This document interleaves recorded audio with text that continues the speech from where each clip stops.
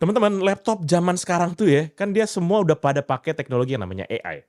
Ya memang meskipun emang AI-nya nggak dipakai-pakai amat, tapi sebenarnya sadar nggak sadar kita tuh pakai AI gitu. Kalau kita lagi meeting itu ada namanya AI noise cancellation. Terus ada juga namanya AI kamera. Terus kemudian kalau lagi gaming ataupun sekedar browsing ada juga namanya AI yang buat ngatur background processing. Dan memang ujung-ujungnya fungsi ini kayak gini tuh bisa mengoptimalkan akan konsumsi baterai jadinya jauh lebih efisien. Nah, model-modelan laptop kayak gini memang cocok banget, terutama buat kita-kita yang para pekerja kantoran, mahasiswa, atau juga ya, yang mungkin sering nggak ke-cover, adalah hingga para profesional juga para pebisnis. Dan oleh karena itu di video kali ini Pica akan kupas tuntas salah satu laptop yang memang modelan begini, yang memang juga secara spesifik lebih mengincar kepada kaum profesional. Kita akan lihat seperti apa bentukan laptopnya. Seperti apa detailnya? Let's check it out.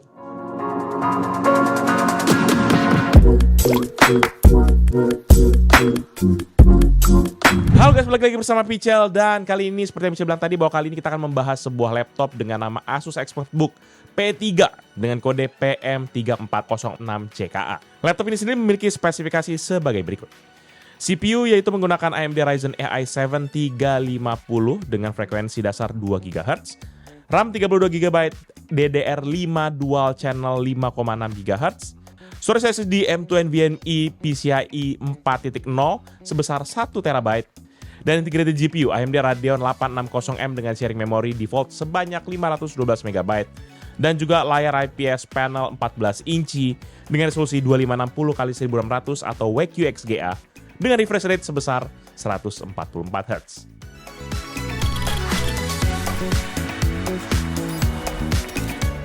Secara desain maka Asus ExpertBook P3 ini tuh terlihat simple dan juga minimalis, namun tetap aja ya elegan banget.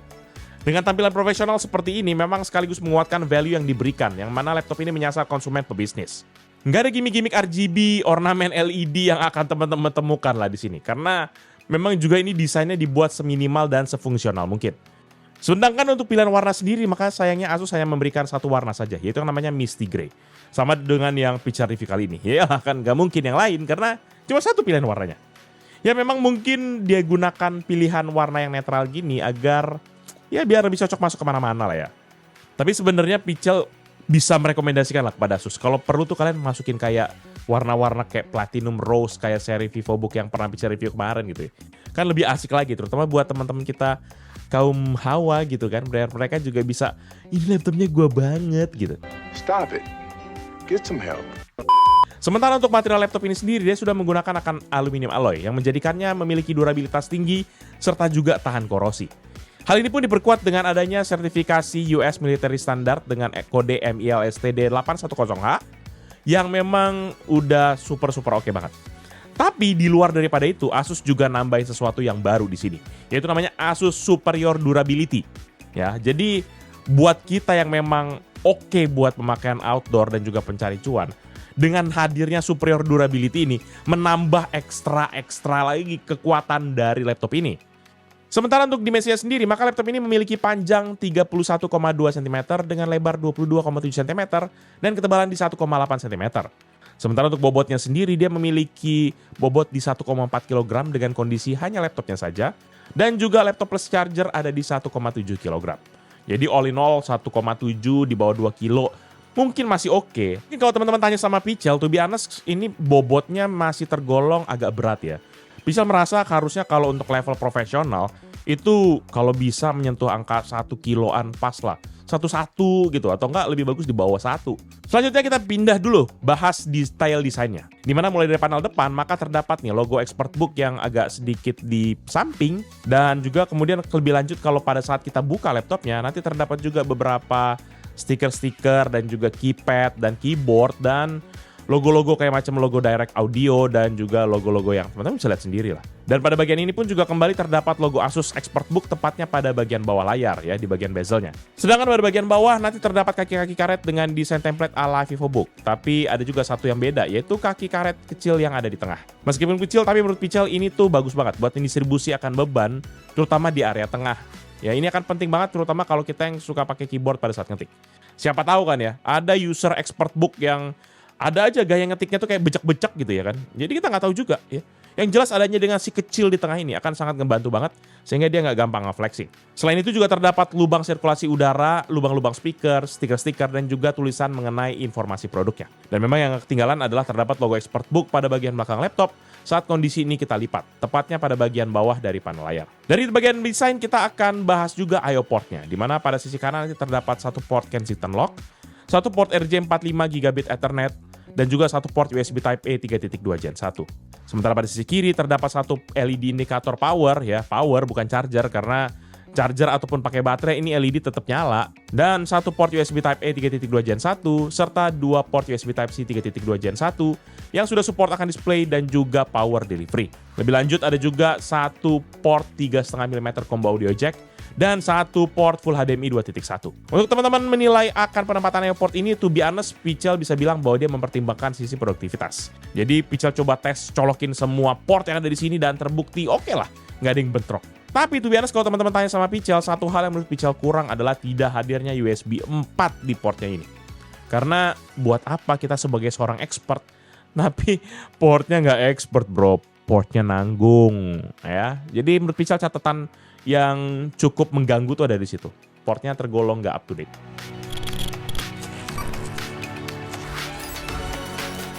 Untuk urusan layar, maka laptop ini sendiri memiliki panel layar IPS dengan anti-glare display. Jadi display pada layar itu sangat minim banget pantulan.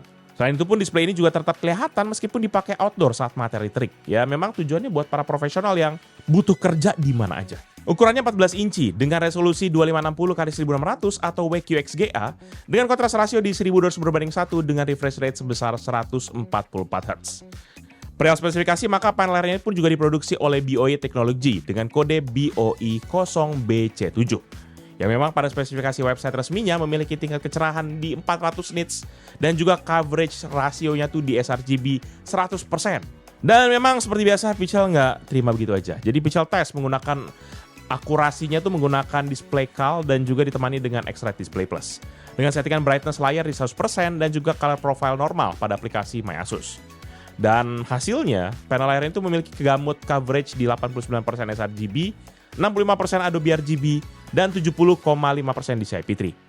Sementara untuk gamut volumenya sendiri ada di 102,4% sRGB, 70,5% Adobe RGB, dan 72,5% DCI-P3. Dan juga untuk tingkat kecerahan maksimumnya di aktualnya tuh ada di angka 447 nits. Jadi secara spek mungkin agak sedikit berbeda tipis, tapi untungnya untuk tingkat kecerahannya tuh masih on par dengan yang mereka klaim. Nah selanjutnya panel layarnya sendiri juga memiliki bezel yang tipis, yaitu hanya 0,4 cm di sisi kiri dan kanan, 1,2 cm pada sisi atas, dan 1,5 cm pada sisi bawahnya. Ini yang membuat secara keseluruhan ini tuh screen to body rasionya mencapai di 86%. Dan yang terakhir, layar ini pun ditopang dengan satu buah engsel besar yang di tengah yang teman-teman bisa lihat sendiri ya, yang tadi juga mungkin teman-teman sempat ditunjukin di bagian desain.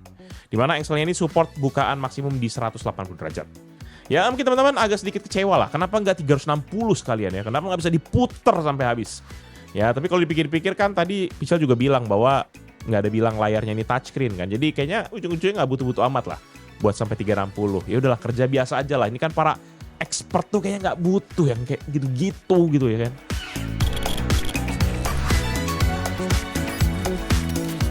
Nah sekarang kita akan bahas input device, di mana laptop ini sendiri memiliki dua input device dan juga dua security input. Input device yang pertama yaitu keyboard, di mana keyboardnya memiliki keycaps dengan ukuran 16 mm serta memiliki key travel di 1,5 mm. Di sini pun juga nanti terdapat tombol Copilot yang memang sudah hampir ada lah di semua laptop ya. Apalagi semua laptop AI udah pakai ya kan kayak gini-gini. Nah lebih lanjut nanti pada bagian F1 sampai F4 itu ada garis biru sebagai tanda ini bisa juga dipakai sebagai shortcut buat multimedia. Di sini nanti terdapat juga indikator LED on off pada key F1 untuk speaker dan F4 buat urusan mikrofonnya. Dan selain di dua tombol yang tadi, indikator LED pun juga hadir, terutama di tombol caps lock-nya. Nah, selanjutnya masih di sektor dari keyboard, maka secara spesifik untuk tombol power pada laptop ini juga masuk ke dalam rangkaian keyboard. Dan ini sudah dilengkapi juga dengan LED. Tapi yang menjadi catatan adalah untuk tombol power ini, dia memiliki keycaps dan feel tekanannya tuh berbeda dari tombol keyboard yang lain. Feel-nya tuh kurang lebih hampir sama lah, seperti nekan klik pada tombol touchpad gitu ya. Jadi kayak butuh sedikit effort. Dan meskipun awalnya takut buat kepencet, tapi selama Pichel pakai laptop ini, belum pernah tuh sama sekali kejadian kepencet ya. Karena banyak teman-teman juga yang mungkin ketakutan lah untuk hal ini. Karena memang untuk tombol power ini, kalaupun memang teman-teman nggak sengaja, emang dia agak sedikit butuh power lah dibandingkan dengan tombol-tombol yang lain di keyboard ini. Dan juga di keyboard ini pun juga sudah dilengkapi dengan backlight yang memiliki satu pilihan warna saja, yaitu hanya warna putih. Nanti teman-teman bisa langsung aktifkan dengan tombol F7 yang dimana dia terdapat 3 pilihan tingkat kecerahan. Jadi teman-teman bisa sesuaikan aja sesuai dengan kebutuhan teman-teman. Nah, beralih ke input device kedua, yaitu touchpad. Dimana posisi dari touchpad ini tuh berada tepat di tengah-tengah. Meskipun secara estetika memang terlihat rapi, tapi secara fungsional sebenarnya agak sedikit bisa jadi memiliki potensi mengganggu. Dimana untuk posisi mengetik standar dapat dipastikan bagian bawah jempol kanan itu kita pasti akan nyentuh touchpadnya. Namun untungnya aja pada saat Pichel coba, touchpad ini sudah mendukung akan fitur palm rejection yang tergolong oke. Jadi sampai saat ini Pichel nggak ngerasa ini akan mengganggu ataupun menggeser akan mouse kita. Dan untuk touchpad ini sendiri juga memiliki ukuran di 8,5 dikali 13 cm yang memang sedikit banyak cukup lebar lah gitu ya. Sehingga dengan ukuran yang memang cukup oke, sehingga membuat kita bisa gampang menggunakan smart gesture. Teman-teman nanti juga bisa atur langsung menggunakan aplikasi MyAsus. Aplikasi ini juga nanti jadi tempat kalau teman-teman mau nonaktifkan touchpadnya. Dan kalau memang mau butuh lebih cepat, menurut Pichel sih shortcut F11 aja pada keyboard kita. Jadi itu akan lebih mudah buat mematikan touchpadnya. Nah, buat teman-teman yang pada penasaran, berikut ini Pichel coba tampilkan feedback dari keyboard dan juga touchpad pada laptop ini. Check this out.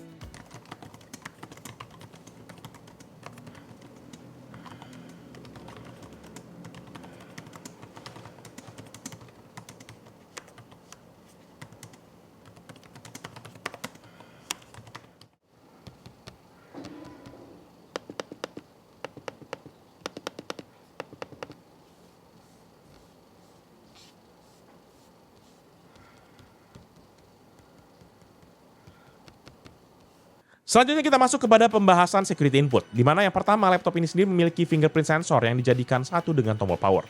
Dan ini prosesnya pun juga cepat banget, di mana pada saat Pichel cobain nyentuh bentar aja dia udah langsung kebuka. Selain itu, security input yang kedua adalah IR kamera yang terdapat langsung di dalam webcamnya. Pada saat Pichel coba fitur face recognition ini pun juga sangat cepat. Selain udah Pichel tes di ruangan gelap ataupun ruangan terang sekalian, dia juga berhasil lah untuk mendeteksi. Ini benar-benar surprisingly fitur ini masih bisa bekerja dengan baik.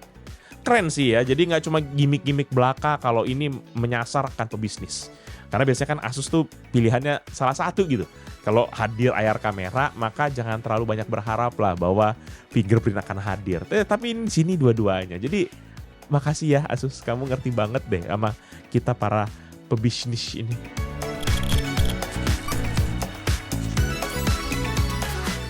Pada sisi performa, maka laptop ini sendiri menggunakan prosesor AMD Ryzen AI 7 dengan kode 350, di mana dia memiliki fabrikasi di 4 nanometer. Prosesor ini sendiri memiliki konfigurasi 4 cores dan 8 thread berbasis Zen 5, dan juga 4 cores 8 thread berbasis Zen 5C. Sehingga secara total dia memiliki 16 thread. Secara frekuensi, maka prosesor ini memiliki base frekuensi di 2 GHz dengan maksimum boost di 5 GHz, dan juga untuk yang Zen 5C-nya, dia memiliki boost hingga ke 3,5 GHz.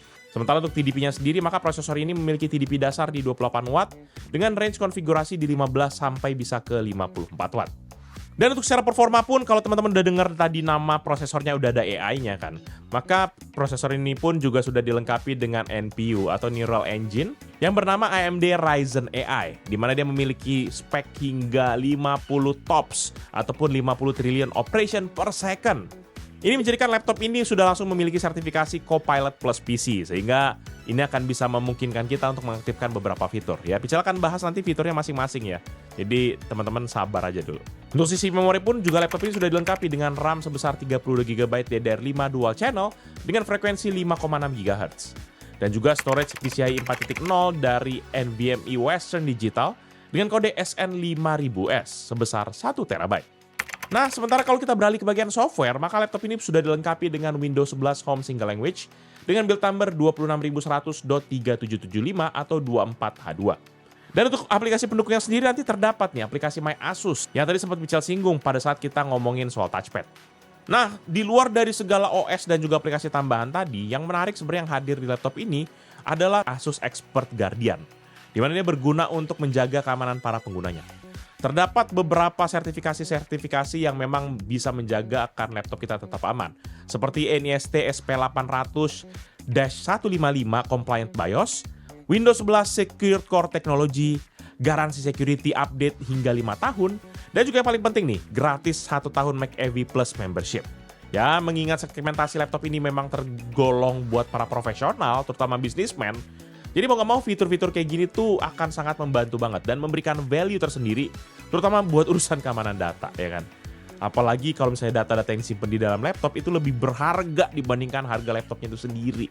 Yang which is harusnya banyak terjadi gitu kan. Siapa coba, kayak kalian juga pasti kerja kan kayak ngurusin uang perusahaan miliaran, triliunan. Ya laptopnya juga 10 juta, 5 juta gitu kan. Bener kan? Dan untuk mengetahui performanya sampai sejauh mana, maka Pichel akan seperti biasa mulai dengan beberapa tes benchmark CPU dan juga GPU, sampai nanti ke gaming test dan juga stress test dan battery test. Untuk tes pertama kita akan jalankan untuk nge-benchmark CPU-nya dulu. Dan pada kondisi ini Pichel menyiapkan 2 skenario, yaitu yang pertama battery mode dan juga yang kedua adalah charging mode. Ya seperti biasa untuk battery mode kita pakai baterai nggak dicolok, dan juga charging mode ya artinya kita colokin kepada adaptor. Dan untuk settingan power serta kecepatan kipas pun Pichel atur di mode balance untuk kedua skenario tersebut. Dan untuk tes yang pertama kita menggunakan Cinebench R23 dengan 1 kali pengujian. Pada battery mode dia menghasilkan skor 12.843 buat multicore dan 1.218 untuk CPU single core, sehingga ampere rasionya di 10,54 kali. Sementara pada charging mode dia menghasilkan skor yang naik 10% di 14.136 buat multicore dan naik 61% di 1.972 buat single core. Namun yang menarik memang karena single core-nya naik banyak, menghasilkan ampere rasio yang justru turun 31%, yaitu di 7,17 kali. Lanjut buat tes kedua yaitu Cinebench R20 yang kita lakukan untuk 3 kali pengujian. Dan pada battery mode dia menghasilkan skor rata-rata di 5.081, sementara pada charging mode menghasilkan skor rata-rata di 5.778 atau naik sebesar 13,7%. Testing ketiga yaitu CPU test rendering BMW dengan aplikasi Blender dalam 3 kali pengujian. Pada battery mode yang membutuhkan waktu rata-rata di 3 menit 8 detik, sementara pada charging mode membutuhkan waktu rata-rata di 2 menit 54 detik atau lebih cepat 7,5%. Selanjutnya untuk tes rendering Adobe Premiere 2023 dengan project 15 klip 4K, format H264, setting preset quality 4K, dan 1 kali pengujian untuk total durasi project di 3 menit 30 detik, maka pada battery mode membutuhkan waktu di 5 menit pas. Sementara pada charging mode membutuhkan waktu di 4 menit 48 detik atau lebih cepat sedikit di 4%. Testing kelima yaitu PCMark 10 untuk gambaran overall performa dari laptop ini. Dan pada battery mode skor yang didapat adalah di Essential di 7.928, Productivity di 6.151, serta Digital Content Creation di 5.755. Dengan skor akhir di 4.694. Sementara pada charging mode skor yang dihasilkan adalah Essential di 10.899, Productivity di 10.233, dan Digital Content Creation di 8.147. Dengan skor akhir di 6.941 atau naik sebanyak 47,8% dibandingkan skor akhir pada waktu kita pakai baterai. Tes ketujuh yaitu tes Crystal Disk Mark buat mengetahui akan kecepatan storage-nya. Dan pengujian sekuensial 1 MB dengan 8 tas 1 thread, maka pada battery mode kecepatan bacaannya mencapai 3,5 GB per second dan juga untuk tulisnya mencapai 3,3 GB per second. Sementara pada charging mode maka kecepatan bacaannya menaik tuh sebanyak 80,6% di 6,4 GB per second. Sementara kecepatan tulisnya naik sebanyak 64,9% di 5,4 GB per second. Selanjutnya untuk pengujian akan random 4 KB dengan 1 tas 1 thread, maka pada battery mode kecepatan bacaannya ada di 53 MB per second dan tulisnya tuh mencapai 95 MB per second. Dan pada charging mode kecepatan baca datanya tuh naik 47%, yaitu di 78 MB per second. Sementara untuk tulisnya malahan justru turun di 18%, yaitu di angka 78 MB per second. Ya sejauh ini dari hasil-hasil yang tadi memang agak sedikit beberapa catatan ya. Yang pertama untuk ampere ratio buat Cinebench R23 ya, ini bisa nggak tahu ya, turun karena memang single core-nya naik gitu secara dominan. Ya, padahal kalau dilihat secara keseluruhan memang mode charging jelas memberikan performa ekstra. Cuma mungkin yang di push itu cuma single core doang, sehingga multiply rasionya tuh jadi turun gitu. Ya, tapi terlepas apapun itu kita akan coba lanjut lagi nih, nggak sampai berhenti di situ doang ya. Kita akan masuk ke sisi grafis. Dan untuk laptop ini sendiri dia sudah menggunakan akan integrated GPU dari AMD, yaitu AMD Radeon 860M Graphic.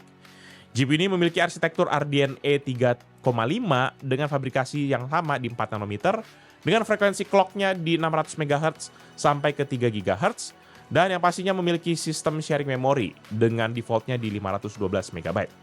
Alokasinya teman-teman bisa atur lewat aplikasi bawaan yaitu MyAsus ataupun bisa juga pakai AMD Adrenalin. Cuma yang lucunya karena beda developer jadi secara bahasa tuh beda. Yang satu dia ngomong namanya dedicated graphic memory, yang satu lagi ngomong memory allocated to GPU. Udah gitu pada saat Pichel buka dua-duanya barengan, yang aplikasi AMD Memory Allocation itu tuh aktif di 0,5 GB atau 512 MB. Sementara di MyAsus dia setnya tuh langsung muncul di automatic. Dan karena Pichel penasaran, Pichel langsung tes dan buka aja tuh test manager buat ngebuktiin. Dan ternyata bener aja, dia tuh angkanya lebih dari 512 MB. Jadi memang MyAsus tuh adalah juru kunci sesungguhnya lah menurut Pichel buat kasus ini. Dan nanti terlepas kita ngubah yang manapun, perlu diingat bahwa proses ini nanti membutuhkan akan restart PC untuk alokasi memori itu bisa berjalan sesuai dengan yang kita inginkan. Dan selanjutnya, untuk kita ngetes akan GPU-nya, kita akan lakukan dengan skenario di mana untuk battery mode, dia memiliki konfigurasi power di set di best performance, dan fan di standard mode dan alokasi memori GPU-nya kita buat di 16 GB. Jadi memori utama 16 GB, memori GPU-nya di 16 GB. Sementara untuk charging mode juga masih sama dengan yang tadi, cuma bedanya untuk di fan-nya itu dia kita set di performance mode. Sebenarnya pengen dua-duanya di performance mode, tapi sayangnya itu fan mode yang performance cuma bisa aktif kalau kita colokin ke adaptor listrik. Dan baiklah, kita mulai aja langsung tesnya. Dan render BMW di aplikasi Blender buat satu frame di 3 kali pengujian. Maka ada battery mode dia dapat diselesaikan dengan waktu rata-rata 3 menit 11 detik. Sementara pada charging mode diselesaikan dengan waktu lebih cepat yaitu di 21,7% dengan rata-rata waktu di 2 menit 29 detik. Dan tes berikutnya yaitu 3D Mark Time Spy. Dan pada battery mode laptop ini mendapatkan graphic score di 1625, sementara CPU score di 7862. Dan akhirnya overall skornya adalah 1844. Sementara pada charging mode mendapatkan graphic score 1723 dengan CPU score di 8897 dan overall naik 6,2% ke 1960 poin. Nah, setelah melakukan serangkaian standard benchmark, maka selanjutnya kita akan lakukan yaitu gaming test ya. Walaupun sebenarnya laptop ini bukan buat para gamers dan ditujukan buat para businessman atau pekerja kantoran, tapi tetap aja lah ya kan, kita pengen bisa dapat gambaran sebenarnya semampu apa sih. Dan nggak bisa dipungkiri lah, sebagaimana performa sebuah laptop zaman sekarang, dia bisa memainkan game yang harusnya triple A juga masih bisa dijalanin. Apalagi integrated AMD kan nggak bisa kita pandang sebelah mata gitu. Dan pada tes ini kita akan melakukan hal yang sama, yaitu kita akan lakukan dengan dua skenario, yaitu battery dan charging. Dan untuk settingan konfigurasi yang sama dengan GPU yang tadi, bisa tetap lakukan. Dan untuk gamenya semua kita turunkan resolusinya ke 1280x800. Cuma sebelum kita masuk ke tes game, Pichel mau kasih ingetin teman-teman sekalian buat subscribe dulu ya, biar bisa lebih mendukung akan kita tetap semangat mengonten. Kita mulai game pertama yaitu dengan GT5 di setting high. Dan pada battery mode, dia itu frame rate ratanya di 60,4 fps, sementara saat charging mode, frame rate-nya naik 19,2% di 72 fps. Game kedua, CS2 dengan setting medium, maka pada battery mode, frame rate-nya rata-rata di 49,3 fps, sementara saat charging, mode frame rate-nya tuh naik rata-ratanya di 91,2% menjadi 94,3 fps. Game ketiga Dota 2 dengan setting fastest. Dan saat baterai, mode frame rate-nya rata-rata di 115,8 fps, sementara saat charging, frame rate-nya naik 2,5% di 118,7 fps. Game keempat FC25 dengan setting low. Dan saat battery mode, frame rate rata-rata di 66 fps, sementara pada saat charging, frame rate-nya naik 6,3% menjadi 70,2 fps. Game kelima The Sims 4 dengan setting medium, dan saat baterai mode, frame rate rata-rata di 165,2, sementara pada charging mode, frame rate-nya tuh naik lagi 10,4% menjadi 182,5 fps. Game keenam Cyberpunk 2077 dengan setting default low tracing, maka untuk battery mode, frame rate rata-ratanya di 19 fps, dan saat pindah ke mode charging, frame rate rata-ratanya naik di 5,2% menjadi 20 fps. Game ketujuh Need for Speed Unbound dengan setting low, dan saat battery mode, frame rate rata-ratanya di 41,2, sementara pada saat charging, frame rate rata-ratanya naik 13,5% menjadi 46,8 fps. Game ke-8 Valorant dengan setting low, dan di battery mode, frame rate rata-ratanya di 83 fps, sementara saat pindah ke charging mode, maka frame rate rata-ratanya naik 14,2% menjadi 94,8 fps. Game ke-9 sekaligus yang terakhir yaitu Genshin Impact dengan setting low, dan di battery mode, frame rate rata-ratanya di 60,3, sementara saat pindah ke charging mode, maka frame rate rata-ratanya naik 0,5% menjadi 60,4 fps. Nah, teman-teman, setelah menjalankan akan semua rangkaian tes tadi, kelihatan bagaimana Asus menunjukkan pattern yang sama lah untuk export boot P3 ini. Di mana meskipun di beberapa game memang tidak menunjukkan peningkatan yang cukup besar, namun perlu diingat juga bahwa sejatinya memang ada peningkatan, terutama saat kita charging. Ya, ujung-ujungnya memang laptop ini kan bukan ditujukan buat main game ya, kayak tadi. Cuma ya bisa main game itu adalah sebuah bonus lah untuk di laptop ini. Jadi jangan terlalu macam-macam lah, kayak saya harusnya mau yang setting high, ray tracing segala macam, salah. Ya kan? Ingat quote yang sangat terkenal, laptop ini dipakai buat apa? Kerja. Dan memang buat laptop jenis kayak begini, terutama buat para profesional, biasanya kan kita suka hajar tuh laptop ini, kita suruh kerja keras, ngitungin seberapa banyak duit saya gitu kan. Dan ini bisa bikin temperatur laptopnya jadi naik dan bikin nggak nyaman kalau memang nggak bisa dikeluarkan dengan baik. Dan oleh karena itu, maka untuk urusan pendinginan, maka sudah ada cooling system dengan AI features, yaitu yang namanya Expert Cool Thermal Solution. Di mana selayaknya perangkat buat diajak tempur, maka siogianya laptop ini pun juga sudah mempertimbangkan akan sirkulasi udara yang jauh lebih baik, terutama pada saat kerja berat. Dan untuk cooling system dari laptop ini sendiri, maka dia sudah memiliki akan sebuah kipas yang terhubung dengan sebuah heat pipe.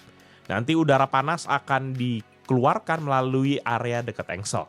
Dan seperti biasa, buat kita akan nguji gimana kemampuan dari cooling systemnya, kita akan uji laptop ini dengan dua kondisi, yaitu kondisi uji idle dan juga kondisi pada saat kita stress test. Kita akan sama-sama lihat apakah performa laptop ini bisa diklaim sampai sesuai dengan spec sheet-nya atau malahan ada sesuatu yang dibatasin. Dan karena itu Pichel mulai dulu dari idle test. Dan dalam kondisi idle ini, Pichel pakai kondisi baterai dan di kondisi ini itu sendiri maka CPU usage-nya berada di angka 2,7%. Dengan rata-rata frekuensi di 1,6 GHz dan suhu rata-rata 45 derajat dan daya di 4 Watt. Sementara pada saat kita charge, ini sempat terjadi lonjakan di 5 detik awal. Namun memang perlahan kembali lagi sama seperti di mode baterai. Yang menunjukkan perubahan konsisten hanya ada muncul di NPU usage, yang pada saat itu tuh mode baterainya tuh di kisaran 60%. Dan ini meningkat menjadi 88%. Dan kemudian Pichel kembalikan kepada mode baterai dan memulai stress testnya ini sendiri. Maka langsung terjadi lonjakan pada frekuensinya di 2,9 GHz. Namun ini hanya terjadi di 5 detik awal dan setelahnya turun di 2,2 GHz. Suhu pun juga rata-rata naik perlahan hingga stabil di 62 derajat Celcius. Sementara untuk dayanya sendiri dia masih juga bertengger stabil di 19 Watt. Setelahnya Pichel coba masuk kepada mode charger dan melihat pergerakannya. Seketika frekuensinya melonjak di 4 GHz dan stabil di kisaran 3,8 GHz. Konsumsi daya pun juga meningkat di 45 Watt dan temperatur melonjak lagi di rentang 92 hingga 95 derajat Celcius. Pola yang sama terus terjadi hingga Pichel menghentikan seluruh rangkaian tesnya dengan total durasi 21 menit. Ya, to be honest, selama pengetesan ini Pichel nggak lihat ada yang aneh-aneh. Palingan satu catatan yang Pichel lihat adalah bahwa laptop ini tidak menunjukkan akan performa optimalnya. Tidak menunjukkan akan performa max dari masing-masing komponen di dalamnya. Sebagai contoh untuk prosesornya deh, kita kan harusnya kan dapat frekuensinya itu bisa sampai ke 5 GHz untuk Turbo Max. Tapi ini palingan cuma mentok di 4 GHz doang. Even mau boro-boro nge-spike dalam waktu berapa detik pun juga nggak ada. Dan lebih lanjut, selama pengujian tadi, Pichel juga merekam panas dari bodi laptopnya, di mana di sisi depan pada saat idle, panasnya berpusat di area sekitar tombol escape serta engsel monitor yang sekaligus jadi tempat pembuangan hawa panasnya. Di mana di titik ini tuh tercatat suhu rata-rata di 40,5 derajat Celcius dan tertingginya mencapai 41,1 derajat Celcius. Nggak sampai di situ aja, Pichel juga pindah bagian belakang. Dan pada bagian ini panasnya berpusat di area kipas dan tercatat suhu rata-rata di 41,1 dan tertingginya mencapai 41,8 derajat Celcius. Pichel juga ngecek pembuangan udara bagian belakang, tepatnya di bawah engsel layar, dan bagian ini memiliki temperatur rata-rata di 40 dan tertingginya mencapai 42,5 derajat Celcius. Nah, lebih lanjut kita coba tes pada waktu kondisi stress test dan panas bagian depannya tuh berpindah, mulai berpusat fokus hanya di engsel layarnya aja. Dengan rata-rata di 41,7 derajat dan maksimumnya mencapai 49 derajat Celcius. Sementara di bagian belakang masih sama di area yang tadi, yaitu di area kipasnya, di mana titik ini tuh suhu rata-ratanya mencapai 47 derajat dan tertingginya mencapai 51,5 derajat Celcius.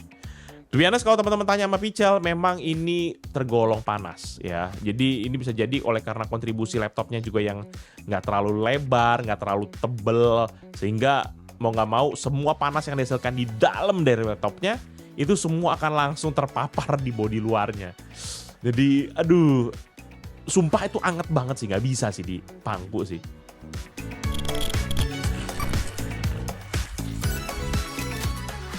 Nah, setelah kita udah bahas performa laptop, sekarang kita bahas masalah audionya. Di mana laptop ini dibekali dengan sistem audio by direct yang terletak di kiri dan kanan bagian bawah dari laptopnya. Output suaranya ini memang tergolong detail dan juga natural. Cocok banget buat kita yang memang suka meeting, nonton film, ataupun sekedar dengerin musik aja di jam-jam santai. Dan pada waktu Pichel tes speaker laptop ini menggunakan lagu yang biasa, maka volumenya itu bisa tembus mencapai 84,1 desibel dengan rata-rata ini di 76,7 desibel. To be honest, kalau ditanya hasil ini sebenarnya cenderung underperform lah, mengingat sebuah laptop profesional tuh terkadang kita butuh speaker dengan jangkauan yang luas dan juga suara yang lebih lantang. Apalagi kalau buat dipakai meeting daripada kita hahe nanya terus sama yang buat meeting gitu kan, ya lebih baik suaranya kencengan dikit lah. Dan dari speaker kita beralih ke bagian webcam, di mana Asus ExpertBook ini pun juga sudah dibekali dengan kamera Full HD 1080p, yang juga dibekali dengan fitur IR sensor yang tadi Pichel udah bilang. Kamera ini juga bisa ambil foto di kualitas 2,1 megapiksel dengan resolusi Full HD atau 1920x1080 dengan frame rate di 30 fps. Kamera ini pun juga sudah nyediain akan privacy shutter, jadi teman-teman kalau lagi nggak dipakai, teman-teman tinggal geser aja tutup lensanya. Aman dari segala kemungkinan mata-mata digital. Tapi sayangnya shutter ini tidak menonaktifkan akan fitur mikrofon secara langsung. Seperti yang udah bisa bilang tadi, mau nggak mau kita harus matikan manual, tapi nggak usah khawatir karena gampang, tinggal tekan F4 aja buat disable mic-nya. Dan karena kita udah bahas kamera dan juga mikrofon, Pichel jadi keinget satu hal penting yang harusnya kita bahas juga, yaitu aplikasi bawaan laptop ini. Ya lagi-lagi ada tambahannya nih, yaitu namanya Asus Expert Panel, yang dimana di dalamnya itu ada fitur Expert Meet, dan ada juga fitur-fitur yang mendukung akan business application. Fitur ini sangat berguna banget, worth to mention lah, karena akan sangat membantu dalam urusan pekerjaan. Ada yang namanya AI Meeting Minutes yang akan ngebantu teman-teman buat minutes of meeting, ya kan? Jadi nggak perlu asisten pribadi, udah kita bisa buat MOM. Ada juga AI Translated Subtitle yang udah bisa cobain pas waktu nonton YouTube. Cuma sayangnya untuk sekarang belum ada pilihan bahasa Indonesianya aja. Semoga kedepannya ada ya. Karena apalagi kalau kalian nyasar pasar Indonesia, harusnya mesti wajib kudu ada lah. Dan lebih lanjut, kalau teman-teman cuma bilang, cuma gitu doang bang, kagak, masih ada lagi. Yaitu namanya webcam watermark. Jadi mau nggak mau kita bisa taruh overlay semacam kayak business card gitu di layar kita. Jadi jauh kelihatan lebih profesional. Dan ada juga namanya screen watermark. Dimana ini berguna banget jika teman-teman lagi share screen, mungkin materinya bersifat rahasia, dan kita nggak pengen itu tersebar luaskan tanpa izin gitu. Dan buat teman-teman yang penasaran gimana suara dan gambar yang dihasilkan sama speaker dan webcam laptop ini, berikut ini deh bisa coba tunjukin hasilnya. Check this out.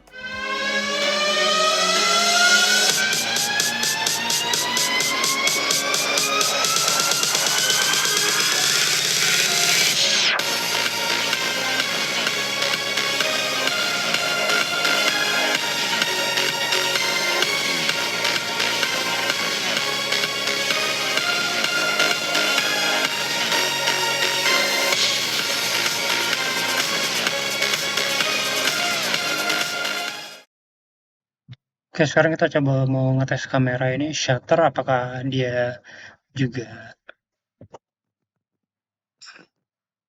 Nah, kira-kira mikrofonnya ke disable juga kah atau cuma kameranya aja?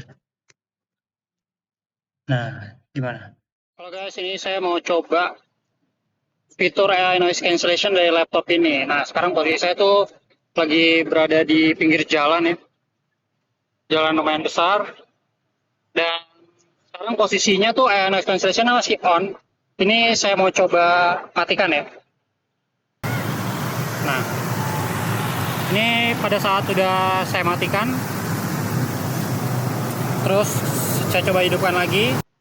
Nah, ini saya coba hidupkan lagi, dan teman-teman bisa menilai sendiri gimana performa dari AI noise cancellation laptop ini. Thank you. Nah, lebih lanjut kita masuk ke bagian konektivitas, di mana Asus ExpertBook ini menyediakan opsi yang tergolong lengkap.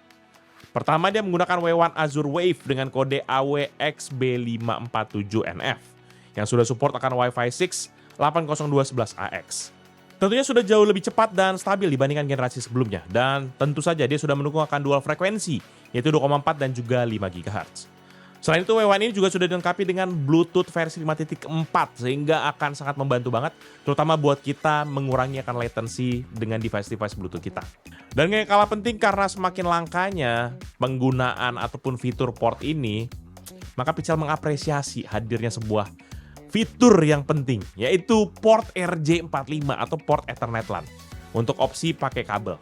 Ya ini cocok banget terutama buat kita yang berada di lingkungan kantor ataupun office setup yang butuh kestabilan serta jaringan yang maksimal. Ya teman-teman tinggal pilih aja wireless ataupun kabel dan dua-duanya tetap siap buat diajak tempur. Dan untuk yang kabelnya sendiri dia mendukung akan gigabit Ethernet sehingga akan jauh lebih stabil lah dibandingin kita kalau mau pakai Wi-Fi gitu ya.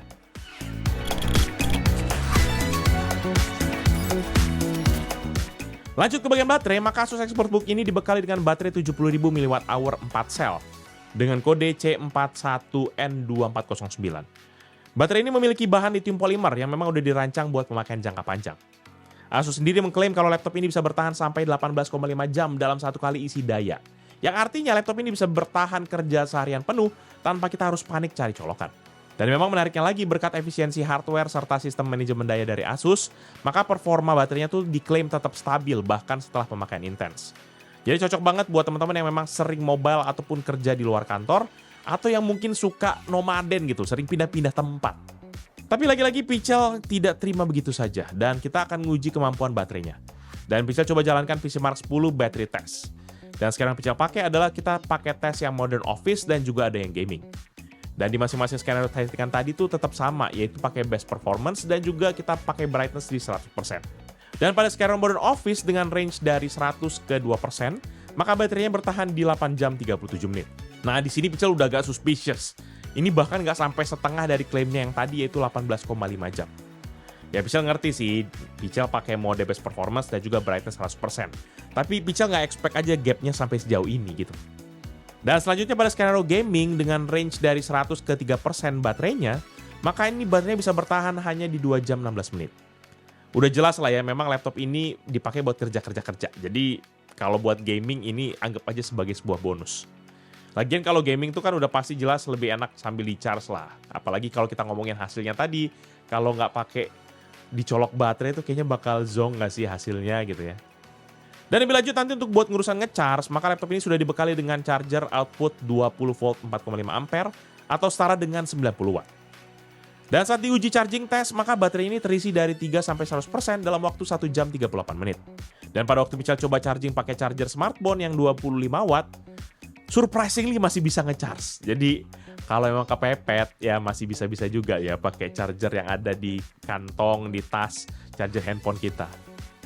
Tapi nggak usah ditanya ya durasi pengisiannya karena Pichel nggak cobain lama. Yang penting cuma nyolok, oh bisa nambah ya.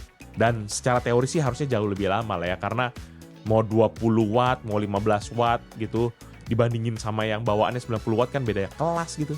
Daripada rusak ya kan.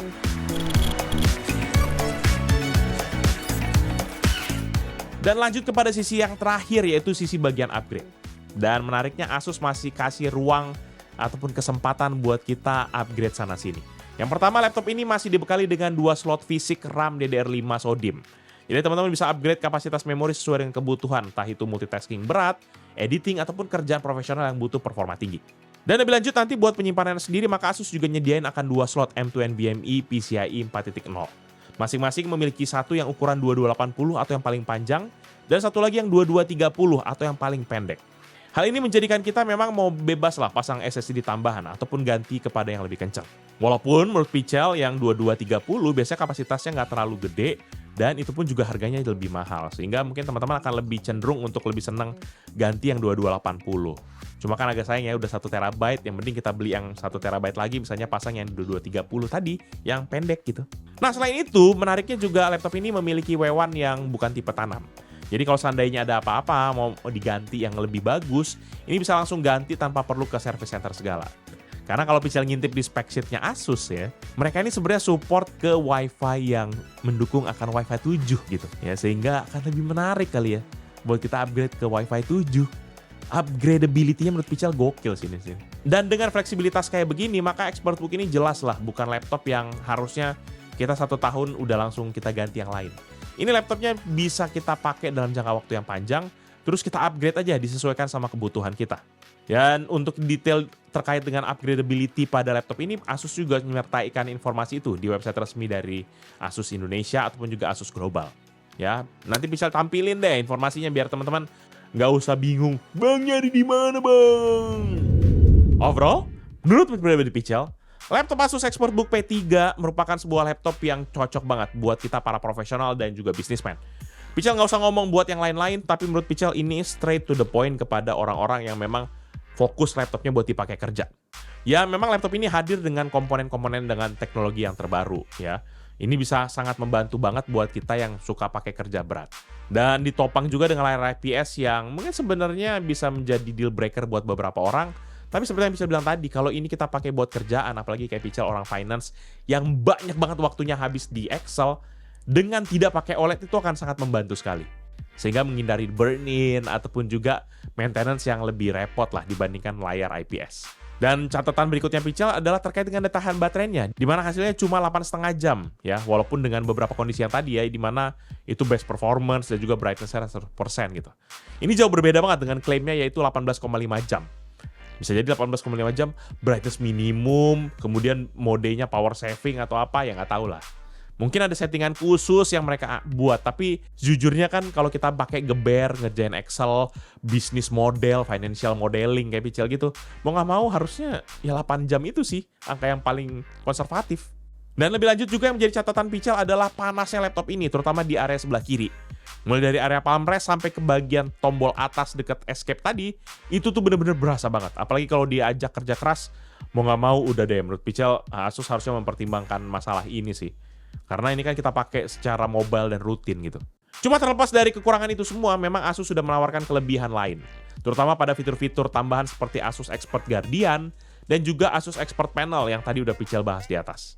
Ditambah lagi juga Asus memberikan garansi internasional selama 3 tahun termasuk baterai dan juga 1 tahun ADP atau Accidental Damage Protection.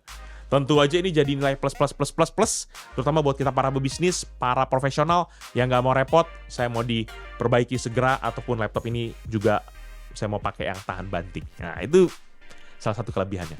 Dan perihal harga, sayangnya saat video ini Pichel buat belum ada informasi terkait dengan harga resmi untuk varian yang ini. Jadi nanti Pichel akan taruh informasinya di bawah ataupun linknya kalau memang sudah tersedia. Dan kalau teman-teman yang berminat dengan produknya atau mau cek produknya, bisa langsung cek di deskripsi yang Pichel akan tulis di bawah ini. Jangan lupa juga untuk like dan juga share video ini, plus kunjungi sosial media kita seperti Facebook, Twitter, Instagram, TikTok, dan website yaitu pichelmediagroup.com. Jangan lupa juga main YouTube channel yang lain yaitu Pichel Main Game yang dimana bahas game konsol, PMG Fam, sahabat kita Pichel serta keluarga, dan Pichel Toast Time yang bahas soal mainan.